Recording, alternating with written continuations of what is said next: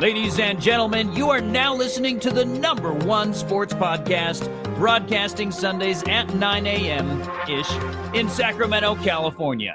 Sports Talk 916. Now here are your hosts, Greg Bowl and Coach Greg Barroso. Good morning. It's Sunday. It's really 9-ish today. A little bit of a late start. Had some computer issues. But welcome to episode number 279 of this little shindig we call Sports Talk 916. I'm Coach Greg. That's Mr. Chief, Greg Bowl. And I'm glad nothing happened. I'm glad I didn't toss and turn and I wasn't pissed off all day yesterday. But yeah, that's what it is. Oh, and by the way, it is just for you today. It is National Superhero Day. Oh, that's fitting. Yeah. And also National Blueberry Pie Day. So you can celebrate Superhero Day with National Blueberry Pie Day. I could get down on some blueberry pie. It's also National Bravehearts Day, too. Interesting. Yeah. So what's happening? Not much. It's funny you say it's National, what is it, Superhero Day. Superhero Day. Yeah, I went and saw Avengers last night. And how was that? It was amazing. Absolutely amazing. Yeah. So if I've seen none of the other 21 movies, is it? Is there 21 other movies? Yeah, 21 other movies. 20 other movies. I think this was 21. Okay. Then can I just go watch the last one and know what's going on, or am I in trouble? You would at least need to go read up like some synopsis on the first 18 or so of them. So I did see are Iron Man 1, 2, and 3. Are those okay? So those ones are okay, but you'll need to like kind of read up on how all the other ones tie together, and then you'll need to see Avengers: Infinity War. Okay. Because that introduces Thanos and it really introduces Thanos and a few other things, and then Endgame you can watch after that. Okay, so I got about a year's worth of research to do before I can watch it. Yeah, you could research. You could research it in 20 minutes. Just read up a big nerd blog, watch a 2-hour movie, and then watch a 3-hour movie. You'll be good. Oh, okay. I won't give any spoilers. I will say it was hilarious. It was sad. It was awesome. My favorite scene from the whole movie, and this does nothing for the story, so no one get their panties in a bunch. There's a character named Ant-Man, played by Paul Rudd. I like Ant-Man. I've seen some. Okay, so Ant-Man can be normal size, he can be gigantic, and he can be itty bitty. Well, at one scene in the movie, there's a scene where he gets itty bitty, and he's running around, and he dives into a big ass body of water. And they literally put the sound in. It goes bloop, when he hits the water, and it was probably the best little thing ever because you expect to like look over those little details, and they made it this big dramatic dive. It was like he jumped in off a high dive, and when he hit the water, it just bloop.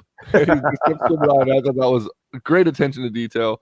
But definitely go check out the movie. It was really good. Or wait, because fuck, dude, it was long. 3 hours and 2 minutes. Holy shit. Yeah. How was your annual Who the Hell is Mel Kiper Day, aka the NFL Draft? I don't sound loud and clear. I thought I felt like that. Hold on. I felt like my sound was off. I wonder if that's you sound fine to me. You sound fine to me. Huh. Okay, well we'll check it. Mark, let me know. No, Mike, let me know how it sounds now. It may just be because I'm not feeling the best too. My voice could be a little sexy. Can you put your phone on silent, Rosa? Jesus. You hear that? I do hear that. Wow. Let's see what else is there this weekend. What'd you do this weekend?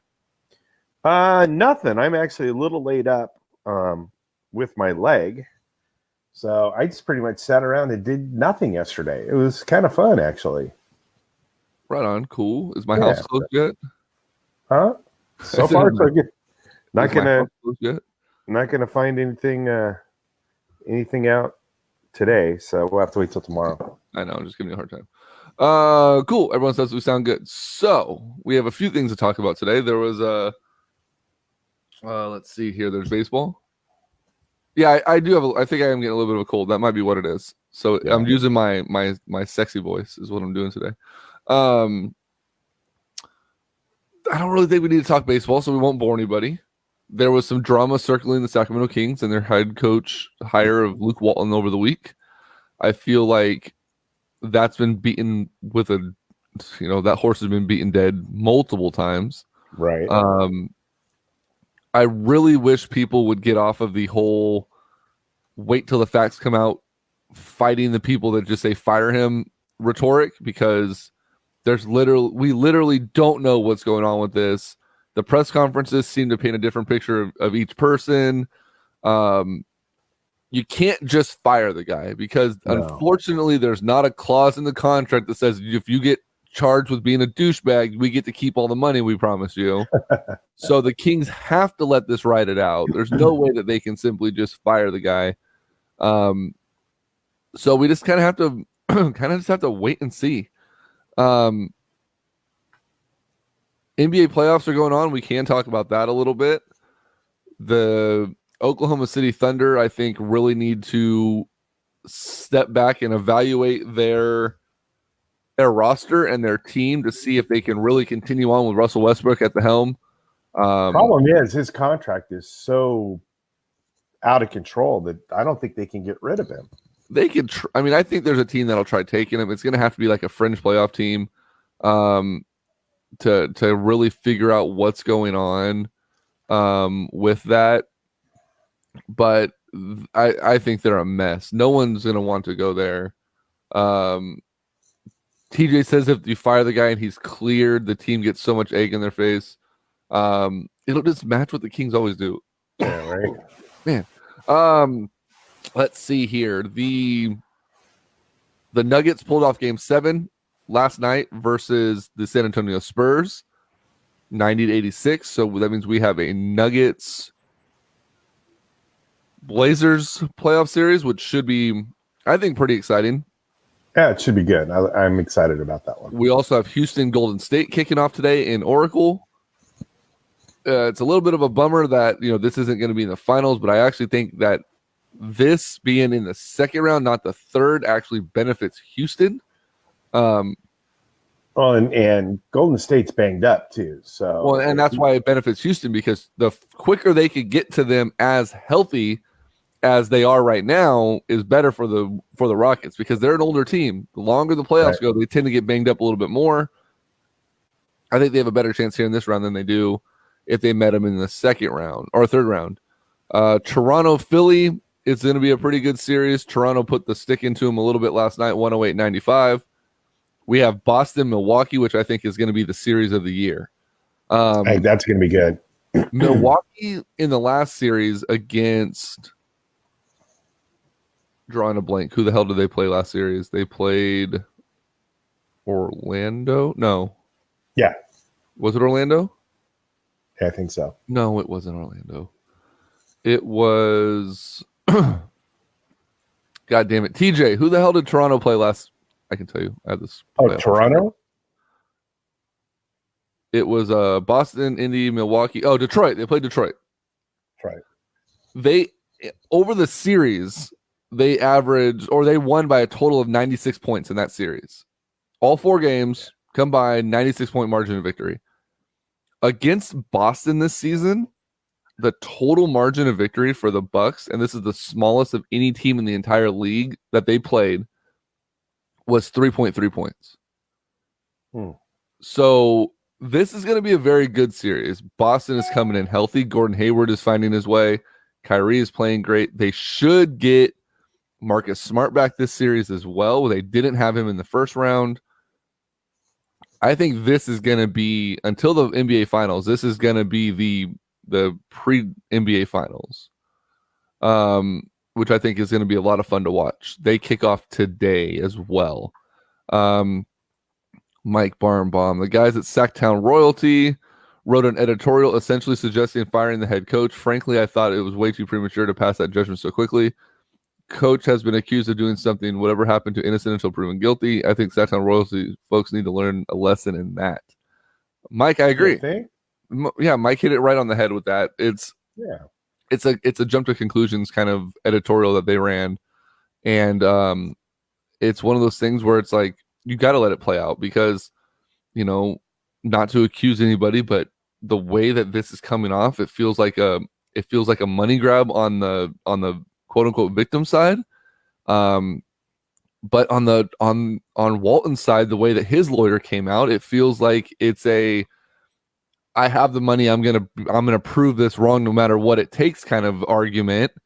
And it looks really bad on both sides. It does. It's really hard to pass judgment. A lot of people came out and said, "Oh, well, why didn't she go criminal? Why didn't she go criminal? Why is she only going after money?" Well, statute of limitation in California for an assault that doesn't involve rape, sexual assault in this nature, the statute of limitation is 4 years or 3 years. It's under 5, which we're in. So she was unable to go criminal. That's why she went civil. That's why the cops have heard nothing about it. But if it was, why wait this long? Well, yeah, and that's always the question. But as someone that went, without pulling the curtain back too far, in my past, I was in a situation where a loved one was assaulted, and it's hard. It's hard for them to talk about it. It's hard for them to go to the police because, unfortunately, the police tend to label you as a liar until you can prove otherwise. Right. And in many cases, they require the victim to contact the attacker and talk about the incident and try to get them to admit to what happened. Oh, jeez. Just so that they can have, evidence beyond reasonable doubt. Well, tell me that a woman that's been attacked by a man or a man that's been attacked by a woman, it can go either way, and is traumatized by that, is going to be comfortable shortly after an incident like that to go and talk to someone about it and try to bring up the details and try to get them to cover it. It's unfair how it's handled. And unfortunately, the rules of consensuality make it very difficult. So I know why she didn't come out immediately, but or I can understand why maybe, but it's really hard to say. It seems strange in so many ways, but we're not going to get too deep into that, like I said. But Mike, I agree with you. The Sacktown Royalty folks need to slow their roll a little bit. It really feels like they're just trying to get extra clicks on their account now that the season's over. So quick hitter predictions real quick before we jump over. Golden State, Houston, what do you think? It really is going to depend on how healthy they are. So if I'm going to give, I think it's going to be the Warriors. I think the Warriors are going to win no matter what, but I think it's going to be a lot tougher, and it'll probably go a full 7. It probably goes 7 games anyway. But if Clay and Steph can play, there's no doubt. There's a little bit of doubt with if they're hurt, but I still think the Warriors are going to win. Awesome. Denver and Portland. What's your pick on the Warriors? Oh, I think the Warriors taking in 6. Yeah. They're just too good. And as much as I hate to say it, they're just too damn good. Part of me too, and I've been thinking about this a lot lately, part of me kind of hopes that let me rephrase this. I want Milwaukee to win the championship this year. I really do. But if there's a consolation prize, I want Cousins to get a ring because I don't think DeMarcus is going to have a very much longer career with his injury history. Mm-hmm. And as much as it sucks to think that, he became a Warrior and he kind of slid to the Kings and the Kings slided him and it broke that relationship off, I feel like we're going to see DeMarcus Cousins overseas before too long. And I don't know. Part of me wants to see Boogie get a ring. And So, I'm not rooting for the Warriors. Like, God forbid, I don't want the Warriors to win another goddamn championship. But if I can't have Milwaukee win it, and if I can't even see Boston win another one, I like the Boston team a lot. If it doesn't come out of the East, I guess it would be cool to see the boys from Philly get our guys over there at Corner Pub to celebrate a championship. I just want to see DeMarcus get a ring, but fuck the Warriors, whatever. So yeah, what about Denver and Portland? Portland. I think this could be the best series of this round of the playoffs because Portland is playing really good. Denver is surprisingly sneaky good. I just want to see DeMarcus get a ring. Oh shit! Hold on. How do I do this? There we go. So I'm excited. I think this is going to be. I have absolutely no idea. I mean, if I had to guess or had to make a pick, I'd probably go Portland, but I could easily see Denver winning. I think this is a toss-up. This is going to be an exciting series. Yeah, Denver. It just depends on what Mike Malone can pull off. Can Mike Malone keep these guys playing good? What's up, Albert? Can they keep these guys playing at a high level? I mean, they almost lost it to San Antonio. And San Antonio, while they are a very good team and they're coached by Popovich, so you can never rule them out, San Antonio wasn't San Antonio this year. Mm-mm. They were, I don't want to say a shell of themselves because that's not the case by any means, but they were a shell of themselves in many ways. And it'll be definitely interesting to see what they are able to pull off against Portland, because Portland's playing really good. It's amazing. It amazes me how well that team rebounded after. Was it Nurkic that broke his leg? Who was it that broke his leg? I don't know. I forget. Yeah, I forget what his name is. Whoever it was. Oh, Albert's headed to the Warriors game this afternoon. Nice. Oh. The way that he broke his leg, and then they got Cantor, and that team just continued to thrive the way that they did. It's amazing to me. And right, Denver, we'll see what happens, but let's kind of just wait it out and see. But it'll be fun to watch for sure. Yeah, Nurkic broke his leg. That's who it was. Okay. Let's see. One last touch on this. We have the Milwaukee series.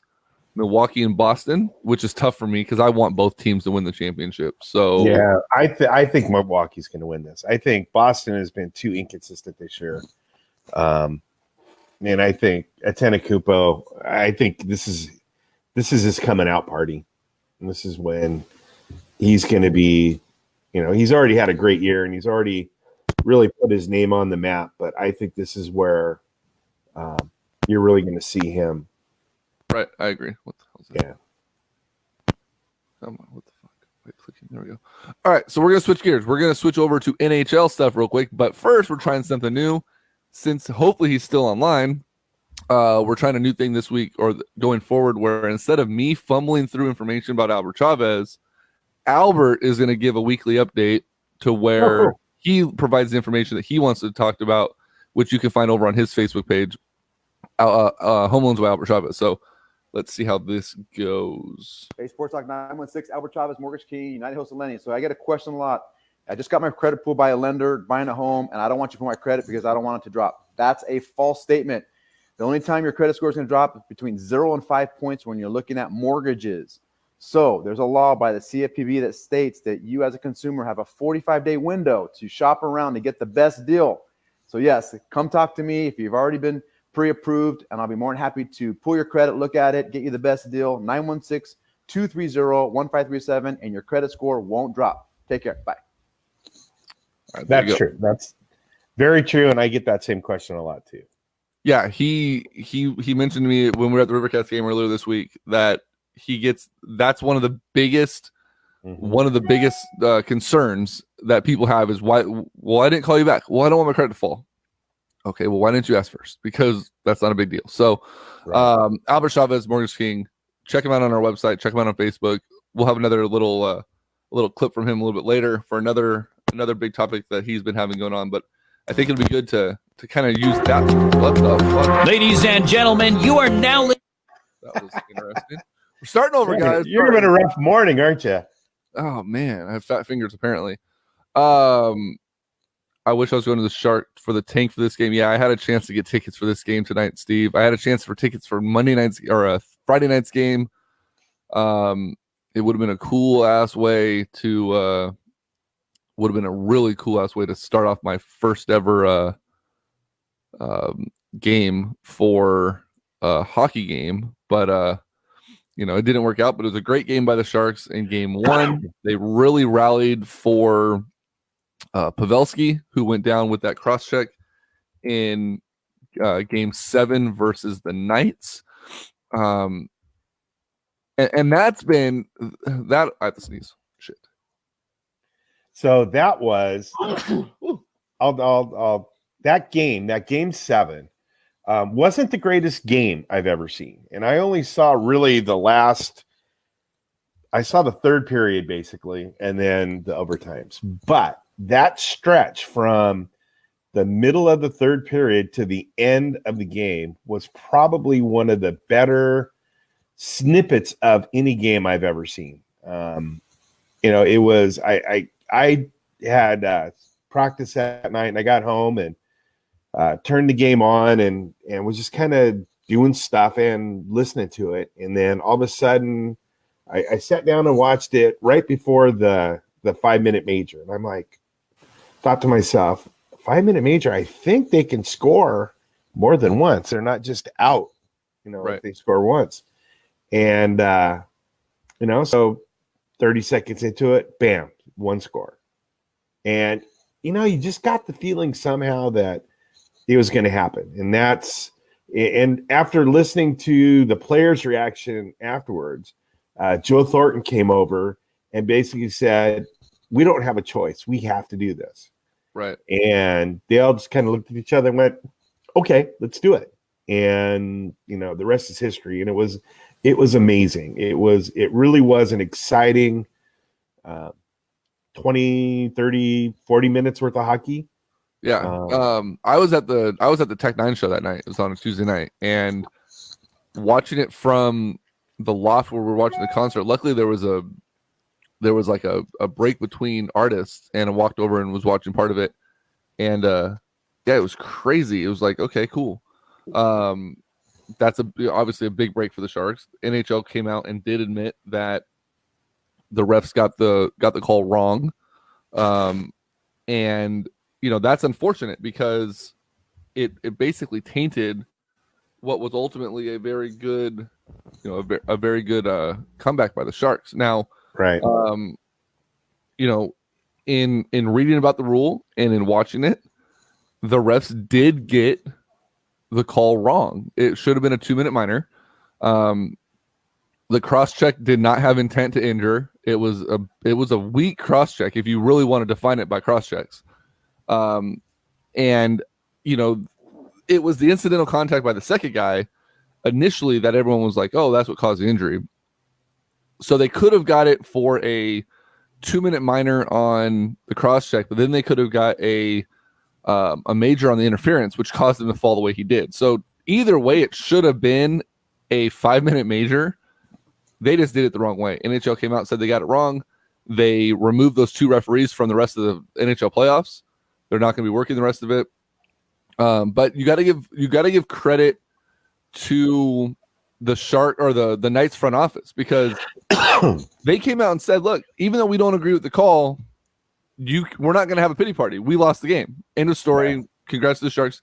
And the media and the fans in Vegas, they're all blaming Game 7 and the refs on the series. Like, well, what about Game 5 and 6? Because you guys were up 3-1 in the series. And Game 5, you should have won. The Sharks came back to win. Game 6 went to like 2,500 fucking overtimes or whatever the hell it was. And both teams, but the Knights more, missed multiple open net opportunities on the Sharks, on Martin. No, what the fuck? Martin Jones. And the Sharks just it was a moment of attrition in that game. So Vegas fans are blaming the wrong people. You need to blame the players on the ice, because, like I said, Game 5 and 6 should have wrapped that series up. I give credit to the Sharks in Game 1 versus Colorado. They didn't give up a goal in the first 8 seconds like they did in seemingly every game versus Vegas, so that's good. Right. That one goal that they did give up was just kind of unfortunate the way it went in, but then their defense went nuts, and that defense rallied behind Pavelski not being on the ice, and they played a great game. And the tank, I mean, you could hear it. And Steve said Steve said that the tank was rocking. He said it was a great atmosphere, but you could literally hear it vibrating through the microphones on TV. It was insane. And I had my TV set up in my backyard, and it was probably a good 20 feet away from me. They did give up an early goal, Steve. Yeah, but it wasn't in like 12 seconds is what I'm trying to say, like they did against the Knights. And that place was electric as all hell. And I really feel like those guys really rallied behind that. It'll be interesting to see how they rally again tonight. It should be a really good game. TJ said Colorado's playing on borrowed time after beating Calgary. I think the Sharks win in no more than 5.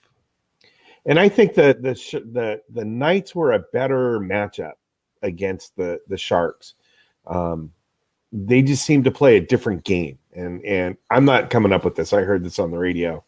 That, really the matchups that the Knights provide and the style of defense that they play, and just kind of more of an attacking pressures defense, is good. It really was a worse matchup, I guess, for the Sharks than Colorado. They played just two different styles, and I agree. I think Colorado's on borrowed time.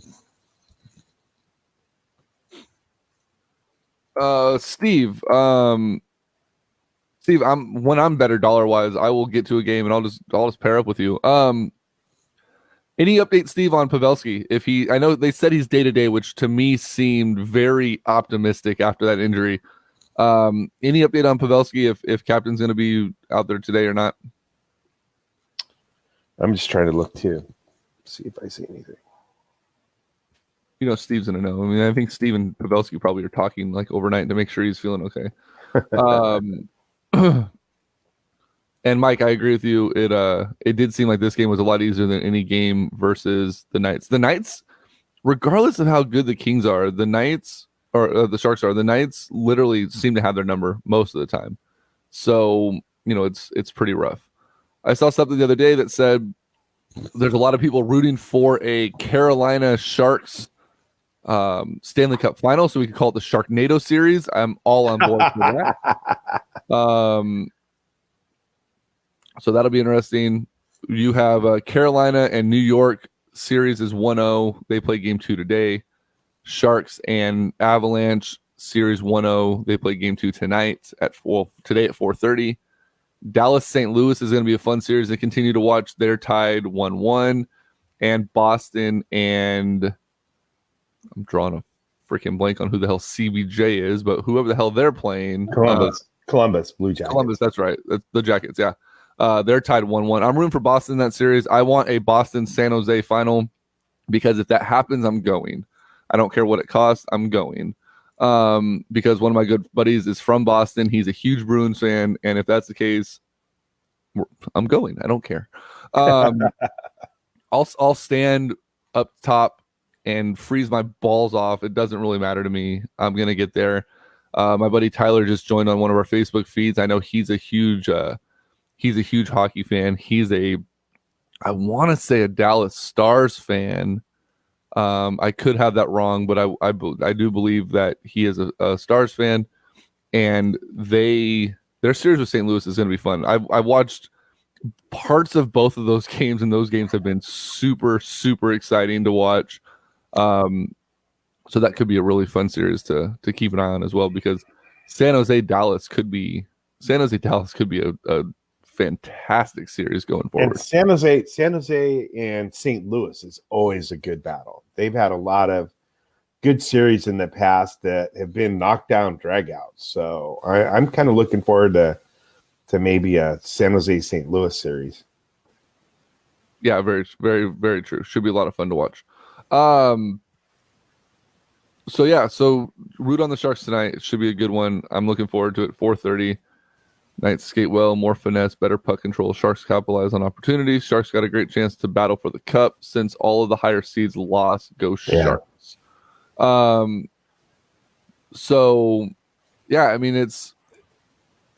I think Chad and Nolan talked about it on their podcast, which will be up today too, by the way.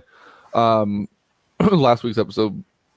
If you want parity, you watch NHL hockey. That's end of story. Like if you want true parity, you watch NHL hockey, especially in the playoffs, because it's just one of those things where it continually just it runs its course. There's nothing predictable when it comes to NHL hockey, and that was evident in almost every series in the first round. So, and I know this gets talked about a lot, but there is nothing more exciting. And I'm not a big hockey fan, but I've watched 3 or 4 games that have gone into overtime. One of them wasn't even a Sharks game. I don't even remember who it was.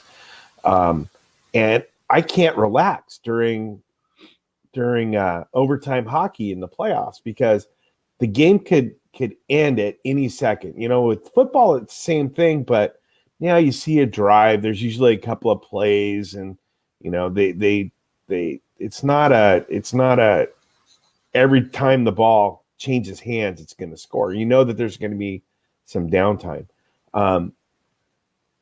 Overtime hockey is, the puck bounces wrong once, game is over. And there's something about the finality of playoff hockey that's just so exciting. Even if you don't have a horse in the race, it's pretty cool. So I really like playoff hockey. I think cardiologists should support NHL hockey as well.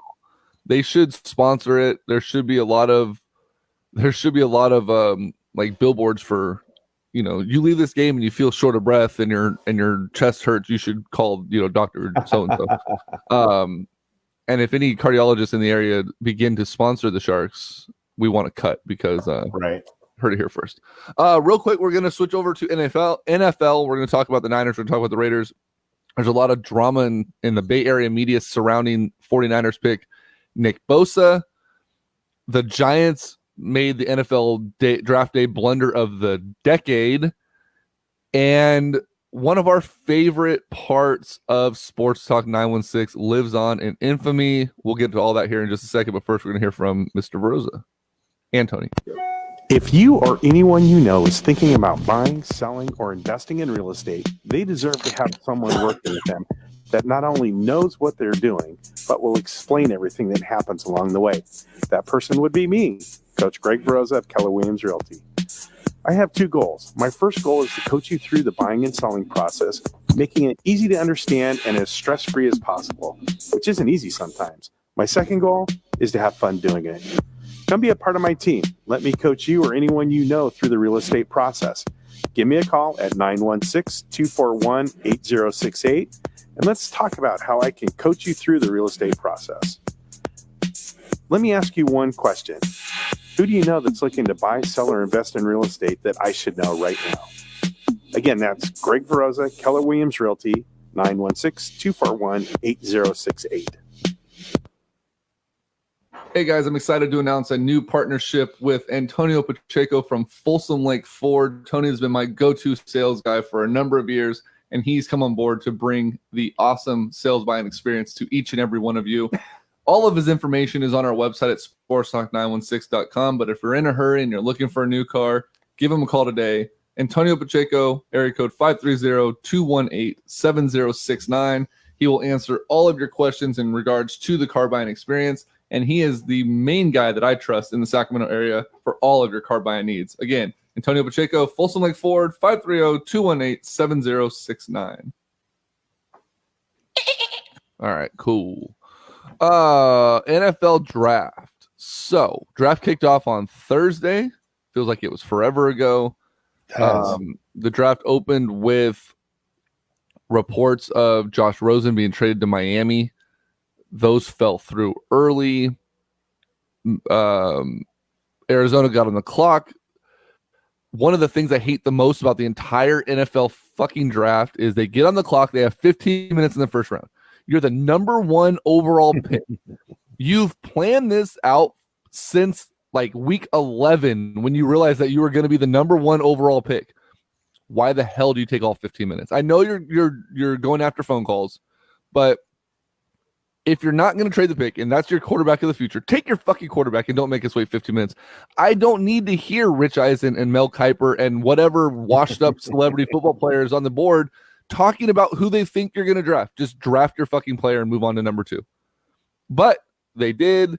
They took Kyler Murray out of Ohio or out of Oklahoma. I'm not sure that kid made the right decision jumping from baseball to football to go I don't play think he for did either. the Cardinals. I don't think he did either. I think he should have played baseball. You don't get hit in the head. You're not playing as much. You're not playing behind a broken offensive line. You're 5'10" or whatever the hell it is. You gotta stop this shit. And there's one other thing that Major League Baseball has that the NFL doesn't: guaranteed contracts. So he's going to sign for a lot more as a baseball player than he would as a football player. Or let me rephrase that: he's going to probably sign for a little bit less, but in the end, he's going to make a hell of a lot more money playing baseball than he ever would playing football. Yeah, and that's the thing. It's like, dude, you may not die if you you may not die if you play baseball as quickly as you may die playing NFL, especially for a bad team. You're going to the worst team in the league. Like, clearly they're not good. Like, you know what I mean? It's like, it's one thing if you get drafted late and you're like, oh, you know what? I'm going to go ahead and play football. You know, cool. I got drafted in the 4th round by the Patriots. You're like, sweet. I'm sitting now behind Tony Romo. Or fucking God. It's been one of those days. Tom Brady. I'm not going to play for a couple years. They have a great line. I can survive for a while, right? Right. You're going to the worst goddamn team in football. You're 5'10" and weigh like 86 pounds with your pads on.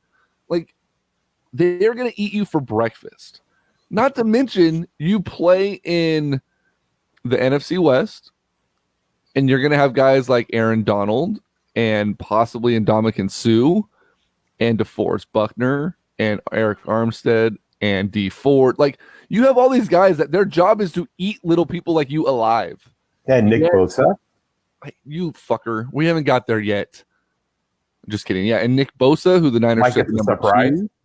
2. You know, there's so much going on that it's like, come on, man. You guys, you got to figure this shit out. Like, you got to think about your future. Like, yeah, you came on and you had one big game or one big year. Like, you were good and you fell into the Heisman Trophy scene and had a great year, but I don't know. Maybe it's because he didn't want to play for the Oakland A's. You know, that could have been it. Like, you know, he's afraid that he'd have a good year and then he'd get traded. I don't know. I think that's part of it. I think that, you know, football, NFL is the number one sport. And I think there's a draw to some of those There's a guys. photo of Kyler Murray on draft day. If you guys missed it. There's I think there's a little bit of a, you know, I think there's more prestige being an NFL football player. The NFL definitely does a better job of marketing its players than Major League Baseball does. So I think that might have a lot to do with it. Everybody wants to be the football star. You're only playing 16, 17 games a year if you make the first round of the playoffs, which they won't. Right. You know, the thing that I don't understand, though, is the money's better in baseball and the contracts are guaranteed.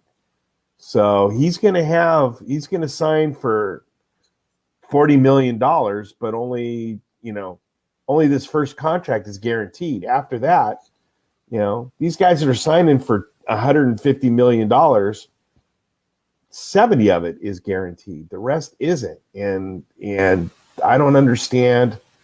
I don't understand that. I think it's if you're thinking about pocketbook, it's definitely baseball is the place you should be. Oh, I agree. And TJ, his suit was pretty awesome. I don't know if the picture is showing up or not on Facebook though of the of him standing on a chair next to Roger Goodell. I thought that was hilarious. So yeah, I went to number 2. Niners select Nick Bosa out of Ohio State. There was a lot of worry that he, like his dad and brother, was planning on holding out. Regardless of what team drafted him, he basically came out early and said he already felt like a member of the 49ers family. He wants to play. He's going to play. So hopefully that reigns true and that there's no issue of him holding out. I'm still not sure that the Niners shouldn't have taken Quinnen Williams over Nick Bosa personally, due to injury reasons. And we're going to get to another thing here in a little bit that Sean Jonas brought up about the political and racial connotation that's being hovered over Nick Bosa's head. But we'll get to that here in a minute when we start breaking down the real Niners draft. Number 3, Quinnen Williams went to the New York Jets. I think that just makes their defense that much better. Yeah. And then the Raiders, the Raiders We're the Raiders. confused the fuck out of me. So first of all, they hire Mike Mayock to be their general manager. A week before the draft, they fire their entire scout team. And it comes out that John Gruden is going to run the entire draft himself. Okay, well, why the fuck did you hire Mike Mayock then? Right. Why do you have a general manager in place if John Gruden comes out publicly and says he's going to run the draft? Just pull the curtain back. Show us what we already know, that Gruden is the GM and the coach and the towel boy for Mark Davis. And just fucking get to Vegas already. Like you guys are literally just tormenting your fans at this point. Yeah. But they go and they take Clelin Ferrell from Clemson. And you know it's bad when the commissioner doesn't even know how to say his name. Yeah, because he wasn't expecting to say his name fourth. Yeah, well, he wasn't ready for it. Right. And Farrell's he's a good player. They're looking to replace Khalil Mack. They're saying that aside from Nick Bosa, a pure front four pass rusher, he was the best one after Bosa. Hand in the ground, line of 4 ready to go. But they could have traded back. They already had 3 first-round picks. They probably could have traded back to 11 or 12th and 23rd. Or even further back and got him anyways. At 24, they took Alabama running back Josh Jacobs. I think that was a panic move because Marshawn Lynch announced this week that he's retiring from football, which is unfortunate because even as a 49er fan, watching Marshawn Lynch run and just his antics is always fun. So yeah, I think they could have traded back. I mean, it wasn't a bad pick. I just think it was rushed, and we'll get into that a little bit more. Yeah. But number 5 comes in, and it blows the lid off of the entire draft. No, I'm sorry, not number 5. Number 5 was who was 5? 5 was it doesn't fucking matter. Whoever the hell it was. TJ Good. He had 24 right. Jacobs going to Oakland. Number 6 comes in, and the New York Giants are on the clock. And everyone in their mom has, and I just lost his name in my head. What the hell was the kid from Ohio State? Yeah, what the fuck was his name? Oh yeah, Devin White to Tampa was 5th. Who? Oh my god, I can tell you who. Dwayne Haskins. He went to Washington, so that was easy for me. Everyone expected Dwayne Haskins to go to the Giants at 6. Goodell walks up with his little smirk and his little walk, almost like he was laughing at the Giants when he walked up with the card in his hand. And with the number 6 overall pick, the Giants select Daniel Jones. And he paused too. There was to give the anticipation, like, oh, I'm gonna fuck with these guys. Yeah. Number 6, Daniel Jones, quarterback, Duke, and everyone on the board was like, "What? Who?" Yeah, TJ, they could have taken him at 17. They should have taken him at like 25. They could have taken him in the 3rd round. Like, Well, it was kind of the same. It was kind of the same reaction that they got when the Raiders announced too. They were picking in the fourth. With the fourth pick.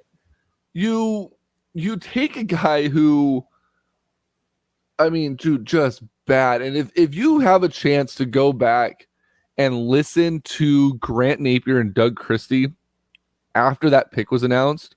Oh, Napier was pissed. Grant was on suicide watch.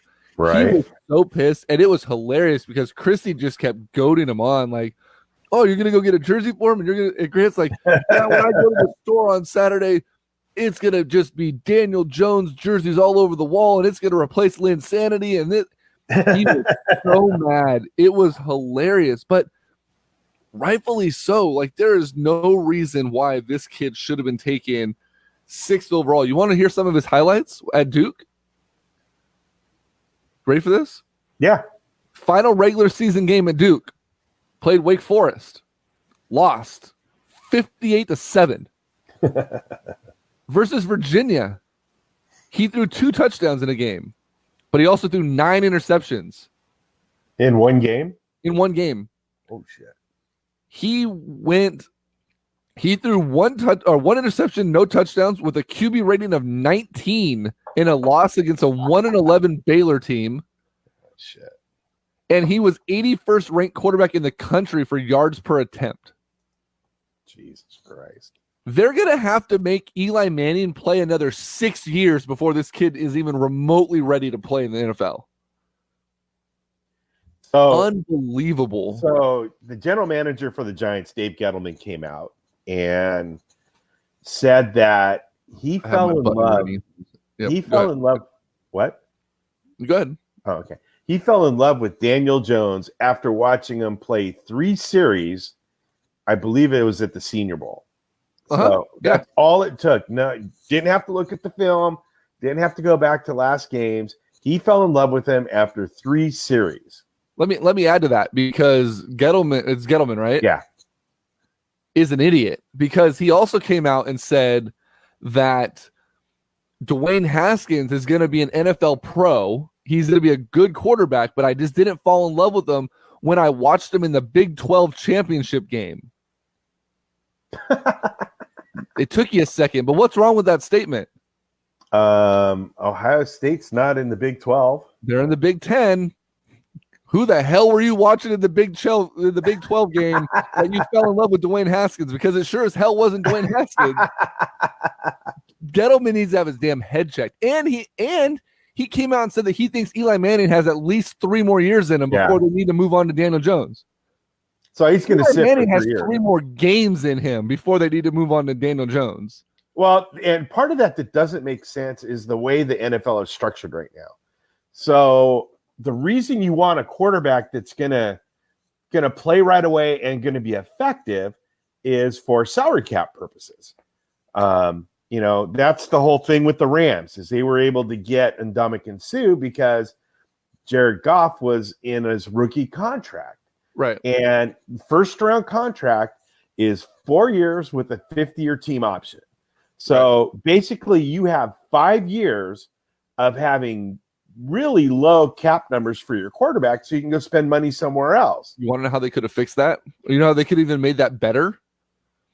They could have taken Daniel Jones in the 6th round and then had like an $8 contract and signed anybody they wanted with him locked up forever. Right. So now you're going to sit him for 3 years, which means you're going to have him under contract for 2, and then you're going to have to spend money on other players. It just doesn't make sense. Well, they're going to know in 2 games that he's not ready to play, and they're going to have to draft another quarterback, much like the Cardinals did, drafting Rosen 10th and then drafting Murray first this year.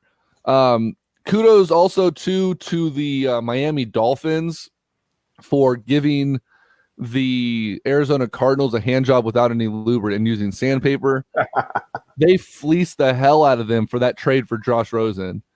Earlier, it was reported at the 42nd pick that it was going to go to Arizona for Rosen. At the last second, they pulled that back and they sent it off to the Saints. And then that was the 47th, because I believe the 62nd pick comes around, and they trade Josh Rosen to the Miami Dolphins for the 62nd pick. But the Dolphins also got the Cardinals to throw in a 5th rounder with Rosen as well. So you went from getting the 42nd or 47th, whatever it was, to giving up a 5th and getting into the 3rd round instead. So kudos to Miami. Hopefully, and they're getting a quarterback that's probably as good as any of the top 3 or 4 that went in the first round. Yeah, they said something about that if Rosen was in this draft, he probably would have been the 2nd quarterback taken. Yeah. So they did a good job there. But man, I don't know. Like I said, the Raiders. We went over the Raiders. First round, 2 first round. Well, they had 3 first round picks. We went over their first 2. They took Clelin Ferrell from Clemson. They took Josh Jacobs, running back Alabama. And then I like the pick they took at 27. They took Jonathan Abram, Mississippi State safety. Yeah. In the 2nd round, they took Trayvon Mullen, Clemson cornerback. Then they took another defensive end, Max Crosby out of Eastern Michigan. Another cornerback, Isaiah Johnson out of Houston, before taking tight end Foster Moreau. Hunter Renfrow, Clemson wide receiver at 149 in the 5th round. I think that's going to be a really good pick for them. And then they took another defensive end in the 7th round, Quentin Bell. So a lot of draft grades are averaging like a B+, A-. You can't compare Raiders pick with Giants pick of Jones. Farrell won 2 national championships, produced at a high level, 2-time Ted Hendricks Award winner, and ACC Defensive Player of the Year. Yes, we wanted to go there at 4, but who's thinking these guys? Mel Kiper. Obviously, Mayock ranked him higher. Jacobs, he's projected to go to the Raiders 2 months ago in a bunch of mock drafts. Yeah, Jacobs is a great pick for them. I just think that they could have. I don't think that Farrell was on a lot of people's radars. They could have moved down a little bit further. I'm not saying move down to like 15. They probably could have safely moved down to 8 or 9 and got a couple more picks. Easily could have gotten him there. It's not that he's not a great player. It's not that he's not a good player, and not that he doesn't fit the system.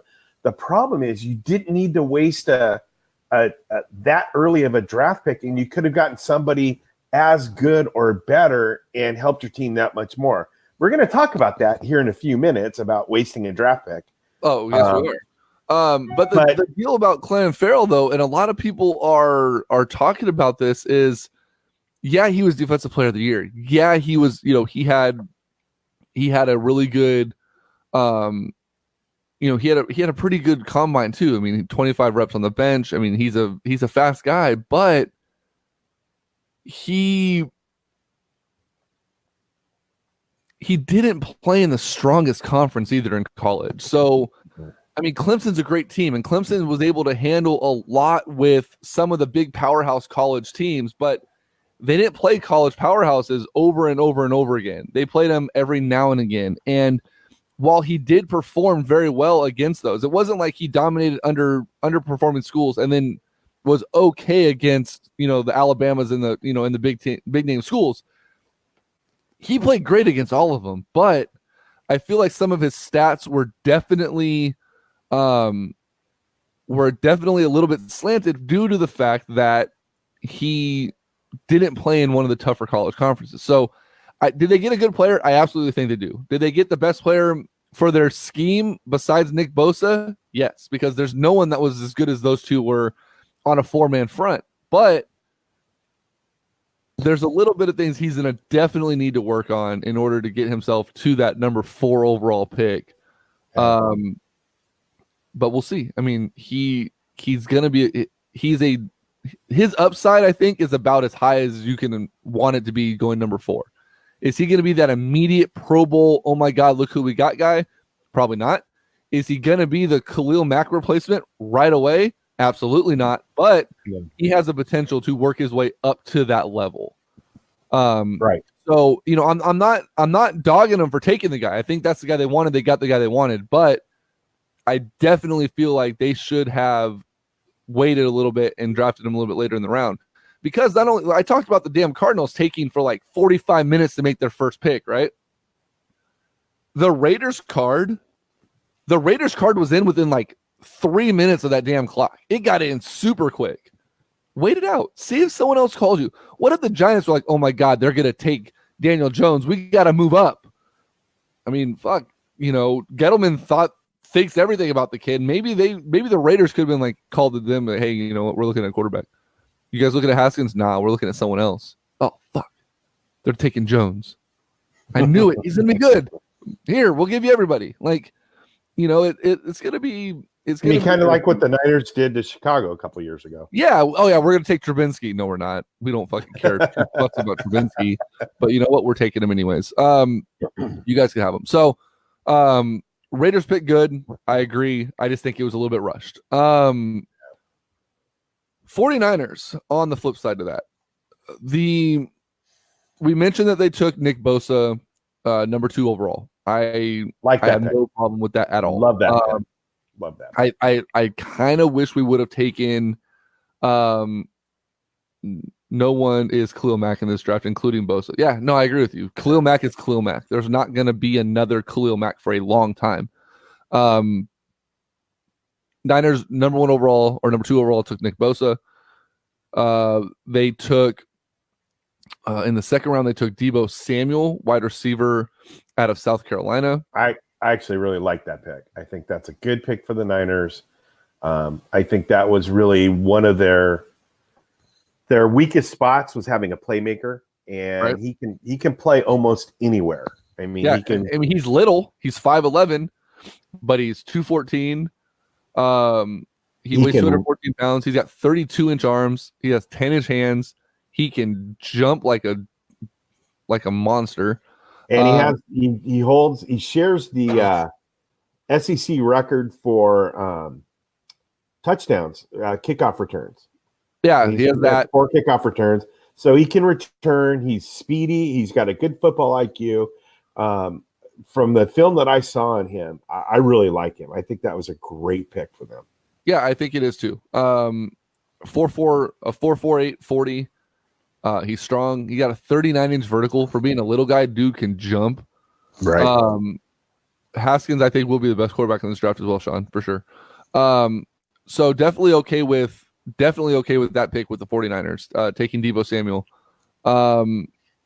Then they went out and took wide receiver Jalen Hurd, another big-bodied wide receiver in the third round. Oh, I'm sorry, the second round is third round, number 67 overall. Third round. 6'5", 226. There's your big guy. There's your outside guy. And he's also able to. He's started as a running back.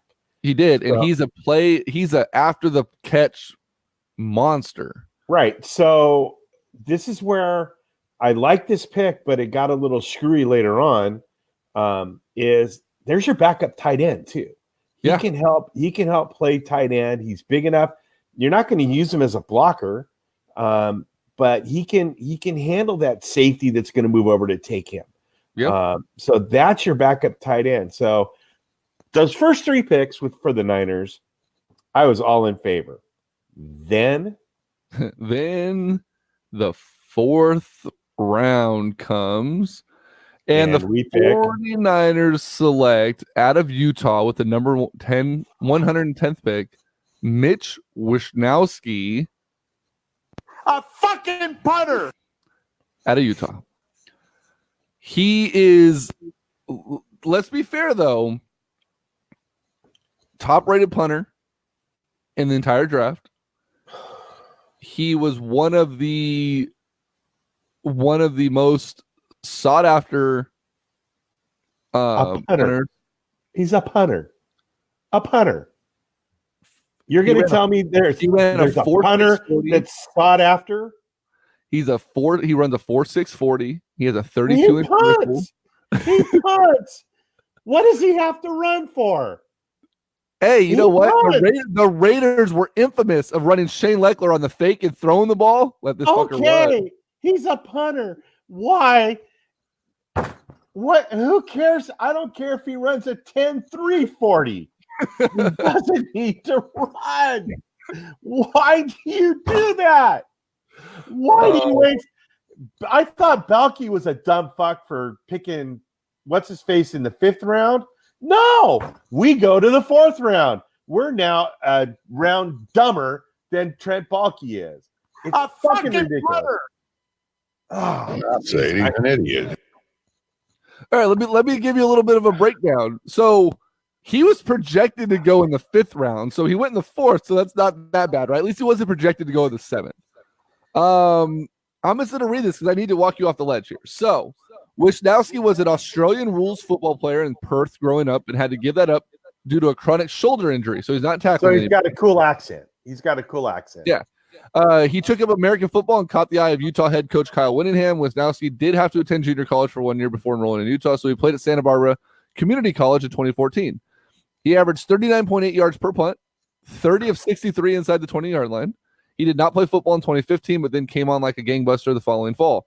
He won the 2016 Ray Guy Award as the nation's top punter and earned consensus All-American and first-team All-Pac-12 honors after leading his football program in net punting, 44.63 yards an average, and 50-plus yard punts. We got a 4th rounder. He ranked 2nd nationally with a gross average of 47 yards per kick. He was a 3rd-team Associated Press All-American, 1st-team All-Pac-12, and finalist for the Ray Guy in 2017, ranking 6th in the country with a 44-yard gross average. He also took over kickoff duties in 2017. He had 44 touchbacks on 65 kickoffs and used his Aussie Rules football tackling skills 5 times in coverage. In 2018, he was named AP's 2nd-team All-American. He did not kick off for the Utes in his senior season, but his punting was again outstanding as he landed Associated Press 2nd-team All-American, 1st-team All-Pac-12. Wisnowski finished 10th in football with a 45.2-yard punt gross average. He forced 25 fair catches on his 59 punts, placing 24 kicks inside the 20, but also saw 3 of his kicks blocked, which isn't that bad. Do I really need to? He probably is a pretty good bowler. Leckler is a future Hall of Famer. He has the desired frame for a punter. He has a good athletic ability to get. What a desired frame for a punter? I have a desired frame for a punter. He has a good athletic ability to go get poor snaps. He has shown ability to expedite his process. Christ. Are you fucking kidding me? Put this up. Put this comment up by TJ. Put TJ's last comment up.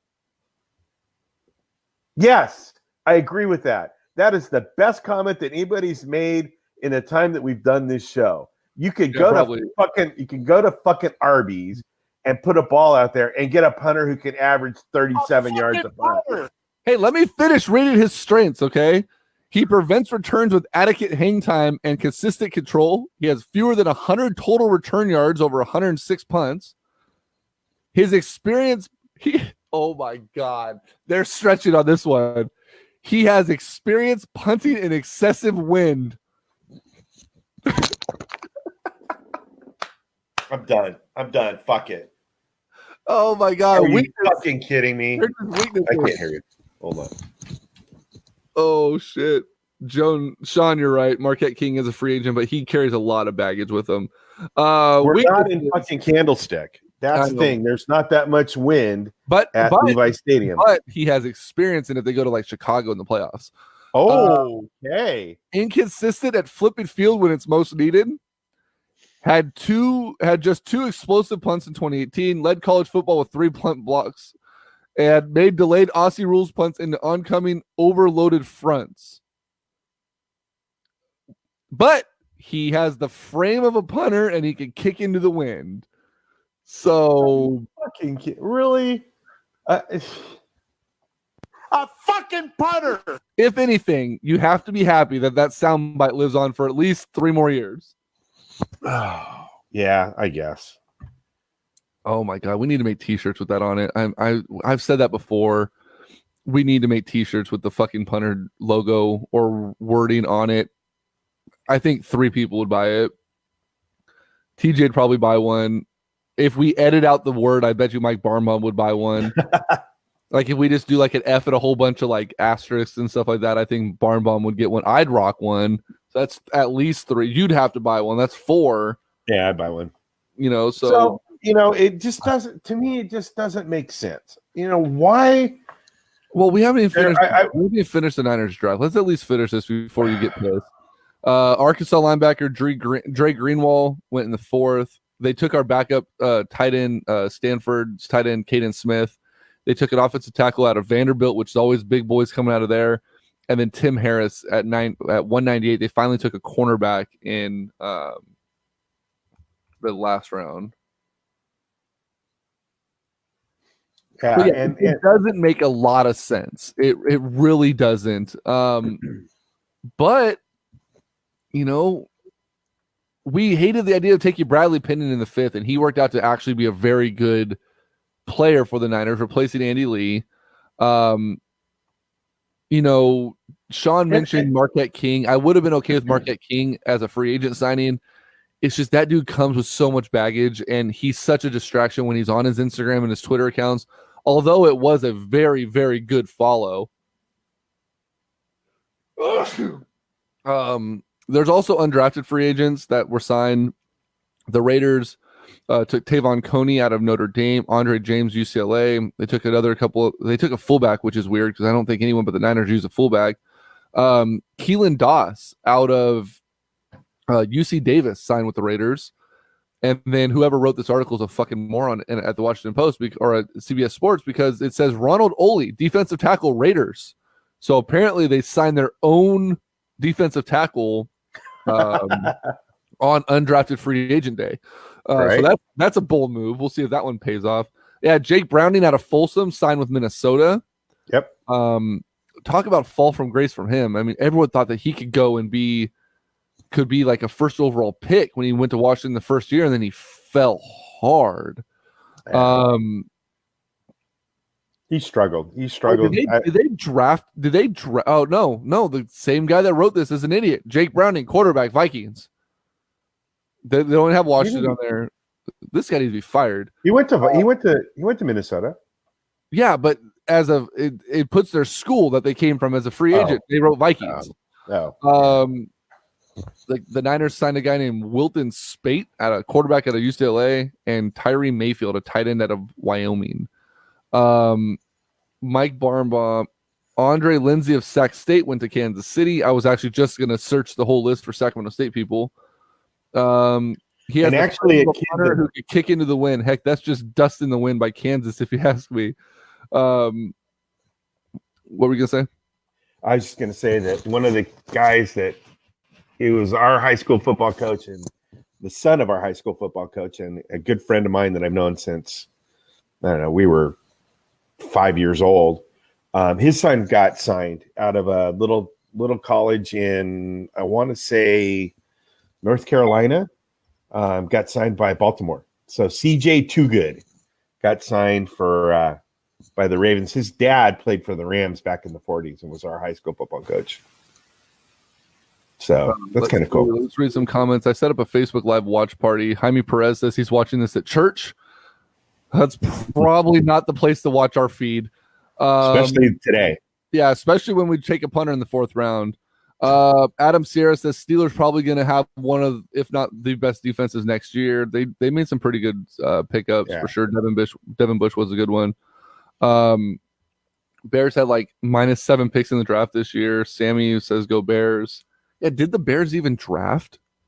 They didn't take Mitch Wazinski. I mean, they should have, because it would have matched up well with Mitchell Trubinsky. But the other thing I want to talk about, and Sean brought this up, and I don't want to keep Sean on here too long if he doesn't want to hang out all morning, but it's the Nick Bosa thing in San Francisco. The media is ripping him a new one.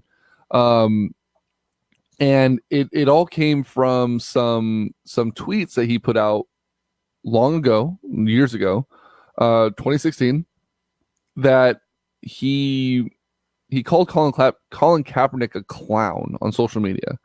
And a lot of people took that as a racist remark, as a anti-American remark, basically just spun it any way they wanted to.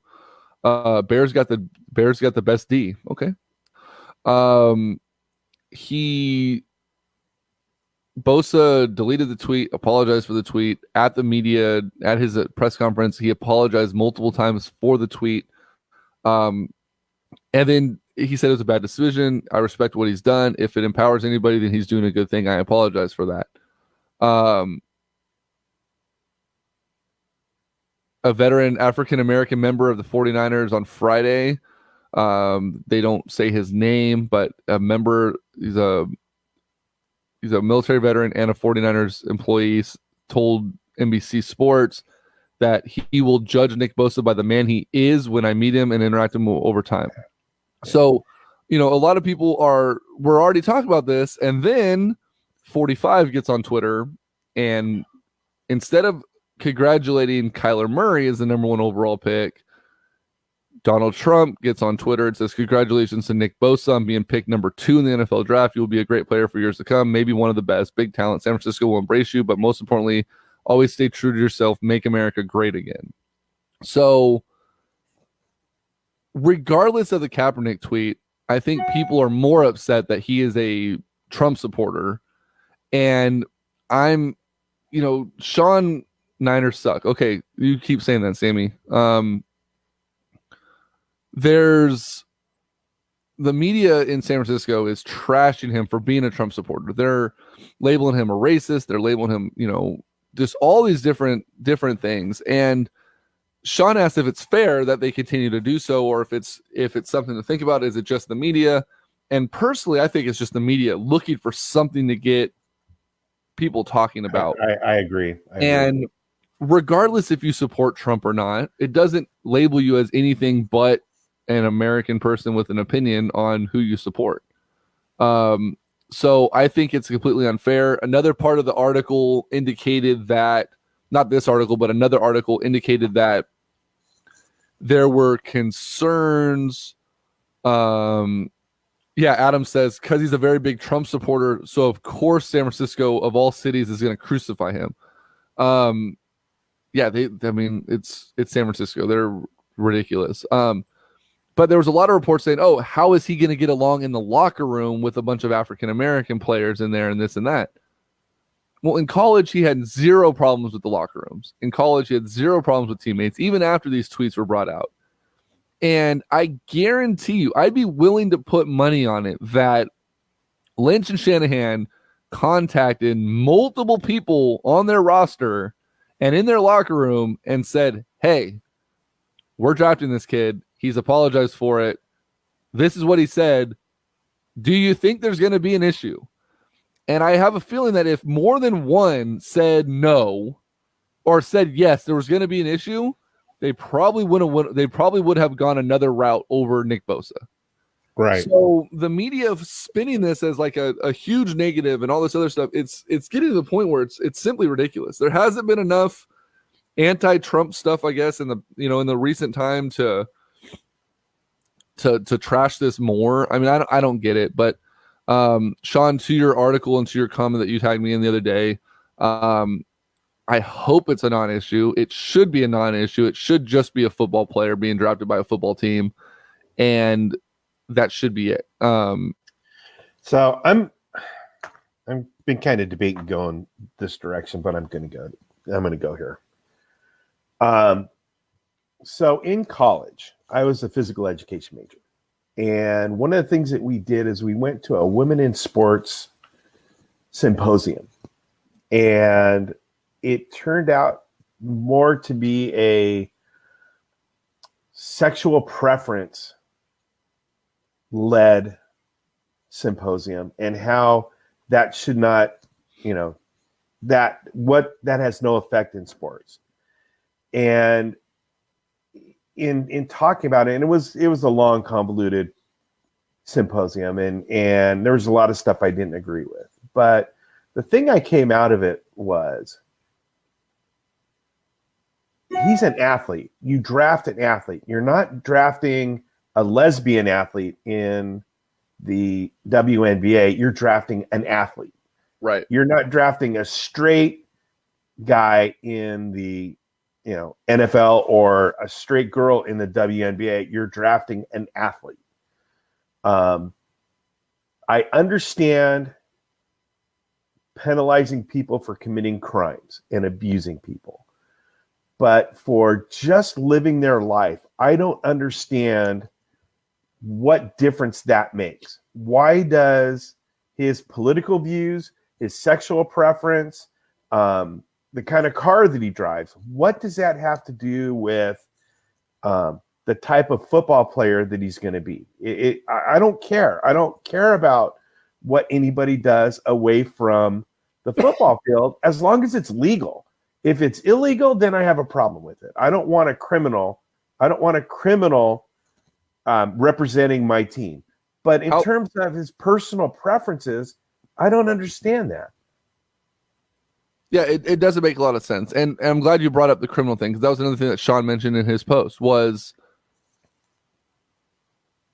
at the same time that Bosa is being drafted, audio of Tyreek Hill is being released, and it's clearly indicating that his toddler child's broken arm was a result of some sort of negligence on his part. And initially, the day that the audio came out, that morning, the DA came out and said, we're not pressing criminal charges against Tyreek Hill. There's nothing that shows child abuse, whatever. Like 2 hours later, the audio got released from the incident.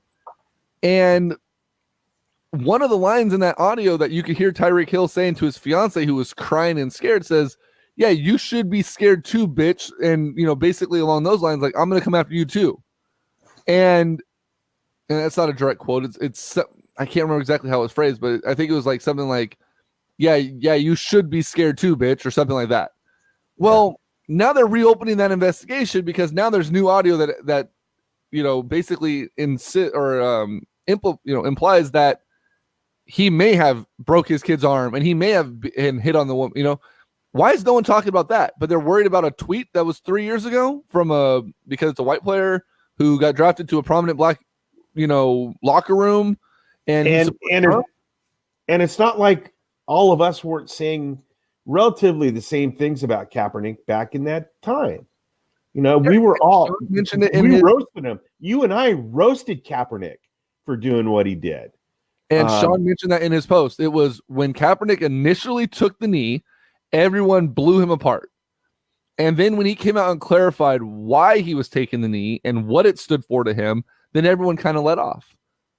For the most part. For the most part. I think there's still a lot of people that still roasted him for doing what he was doing. And I can guarantee you that there are very few people that if you went back and looked at what they did at 18, 19, 20, 21 in their life and what they were doing, there's everybody's got some skeletons in the closet. And he didn't hurt anybody. He didn't kill anybody. He didn't take any drugs. He didn't, by all reports, he's an upstanding citizen. We just, again, it's, I hate this and I don't agree with the term, but when they talk about snowflakes, that's what it is. Toughen up.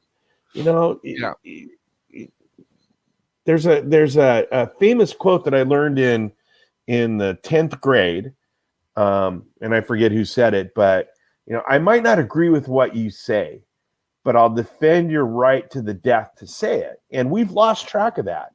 Now I'll defend your right to say something as long as it doesn't offend anybody and nobody's pissed off about it. And it's just I don't know. It's frustrating to say the least. Let the kid play football, figure out what it is. And I saw something earlier that the same thing that Sean said. He said he's glad that the Raiders didn't draft him because of the distraction. It's not going to be a distraction. Yeah. Like I said, the Niners did their due diligence on him to make sure he's going to fit the locker room just fine. And then he made another comment, which I did find to be funny. He said that if it doesn't work out, they'll just trade him to the Cowboys, where that type of player is accepted. So, and that I agree with. And I only bring that up because I see one of our Cowboy fans just joined in. But yeah, so, it is what it is. I think the Niners got exponentially better. The Raiders, I believe, got very better, much better with their draft as well. It's going to be an exciting year. If everyone stays, it all comes down to healthy. Yeah. Can anyone stay healthy? Can everyone stay healthy? Because as we know, the Niners had as much potential last year to do big things as anybody. And, Sean, how about that? Adam just made a very good point. The Raiders already got their distraction. His name's Antonio Brown. So, judging the Niners for drafting a questionable character player is pretty laughable when you just traded for a very questionable character player in Antonio Brown as well. And not to mention, I guess it's addition by subtraction. They add in Antonio Brown, they lose Marshawn Lynch. So, it's all one and the same, I guess. I'd make that trade all day long, though. Oh, so would I. But we'll see what happens with the Raiders and the Niners going forward this season. The draft is always an exciting time because that means everything else is just right down the road. So I just got a notification from ESPN. A Washburn University defensive back was killed in a shooting Sunday morning in Topeka, Kansas. That also injured college teammate Corey Ballantyne, who was drafted by the New York Giants this weekend. Nice. So, yeah. So put another little strike up there for Gettleman on the kind of people that he's drafting. Well, I mean, with based on a headline, you don't know if it was just wrong place, wrong time or not. But hey, they're set, man. They got Daniel Jones, right? Daniel freaking Jones. Don't need picks when you got Khalil Mack. Okay, Sammy, you keep living in that bubble. Who's kicking the ball for you next year? Is Khalil Mack kicking? Now we can get rid of our kicker and he wants to go to Chicago because we have a punter who can kick off.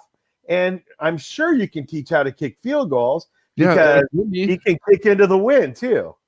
And he's got a body like a punter. So he's got the perfect body. Unless it's Sean Weatherford, I don't want to hear you talk about a body like a punter.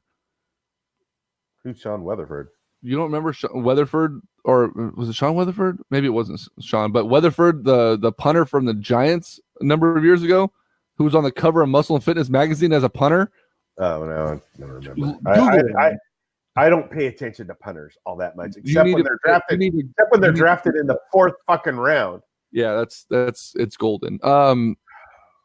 I think the Bears are still going to be a decent team, but they do need a kicker. They're not getting Robbie Gould for anything less than a second-round pick.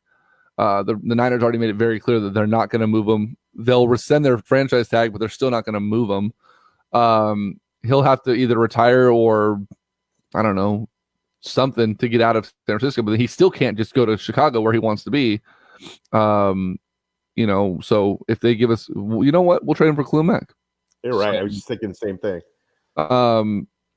Yeah, so it'll be interesting. When does OTAs start? I would call it training camp, but they don't do anything in training camp. That's why there's 80 ACLs every year. I think OTAs start. I think there's 2 weeks of OTAs, and I think they start the second or third week in May. Nice. One thing that I'm very happy about that the Niners didn't do this year is they didn't draft anyone from Stanford or USC. Yeah, they did. They drafted the tight end from Stanford. They didn't draft anyone early that's going to be an impact player from Stanford or USC that is going to have to stay in school for another 6 weeks at Stanford because he can't come to OTAs. So they'll actually get guys that are able to play. So that's always good. Yeah. So it'll be fun. I'm glad football's back, but it's hockey and it's still baseball season. The Giants are still sucking ass. The A's have hit a little bit of a slide. NBA should be back. NBA playoffs are fun to watch. It's a good time for sports. It definitely is a good time for sports. Fucking punter. Really? A fucking punter. Fucking draft. I'm gonna send you that audio. That needs to be your that needs to be my ringtone. Yeah. Needs to be my ringtone. God. I was sitting here last night. I was about 9:30 or 10 o'clock. And I texted you. We drafted a fucking punter. And what's funny is I thought you said we drafted another one. I know. Wait, what? I was like, good Lord, that would be the way to end things. Now, the only thing that I don't know lets him off the hook. 17 Boston right now in the first quarter is there was another punter drafted, and he was drafted in the 5th round, and he was drafted by New England. So I guess if New England's drafting a punter in the 5th round, yeah, but still. Yeah, but New England drafted before us in the 5th round, I believe. So we might have lost Wisnowski or whatever the hell his name is. So? No, not so. He has a body of a punter and can kick into the wind, Veroza. The wind. The fucking wind. Okay. Can he punt into the sun? That's what he has to worry about at Levi Stadium. Can he punt into the blaring sun? You're on looking that side over of the field? the fact that he has the body of a punter. They should I have have the body of a punter. They should have just said he has a dad bod. I think we would have related to that a lot better. With one leg and weighing 270 pounds, I have the punter. I have the body of a punter. Nah, you need to be like 260. You're almost there though. You keep eating those salads, you'll be there in no time. Mike Wazowski. Yeah, I almost feel like it's Mike Wazowski. Which is a celebrity that Greg Veroza most resembles. Little ass legs, little arms, big ass head, body. Mike Wazowski, Greg Veroza. Anything else you want to cover? Any other sports stuff that happened this week before we wrap it up? No, not that I can think of. Although talking about Tyreek Hill, the Chiefs didn't waste any time and they drafted somebody to take his place with their first draft pick. So another thing that I saw about the Niners pick, Deebo Samuel? Was that that guy we got? A lot of people are calling him a Tyreek Hill type player on the field. Very fast, little guy, able to spread the defense and make a lot of things happen after the play. So if that's the case, then sign me up. As long as he stays, off the field troubles, right, to a minimum. I am good with I am very good with a Tyreek Hill comparison for on the field. Was it Dave featured on the Panasonic video board at Golden One Center for having a dad bod? I'm sure he is, or I'm sure he was. Dad bods are a thing for sure. I know Sean has a dad bod. I have a dad bod. I have a grandpa bod. You have a Disney bod. Mike Wazowski. We already went over this. So for Greg, that was the little green guy. I just kind of figured out who that was. Yeah. So for Greg Veroza, for Greg Bull, for the 49ers 4th round draft pick, Mike Wazowski. A fucking punter. It's on loop. Shit. A fucking punter. Sorry, Jaime, if you're still listening at church. This has been episode 279. This audio and Shark Talk episode 6 will be up hopefully later today, if not first thing tomorrow morning. Sharks play at 4:30. Giants have the Yankees today at 1. There's NBA basketball on right now. What time's the Warrior game start? 3? I don't know, but that means that Bay Area is going to be a shit show. Yep.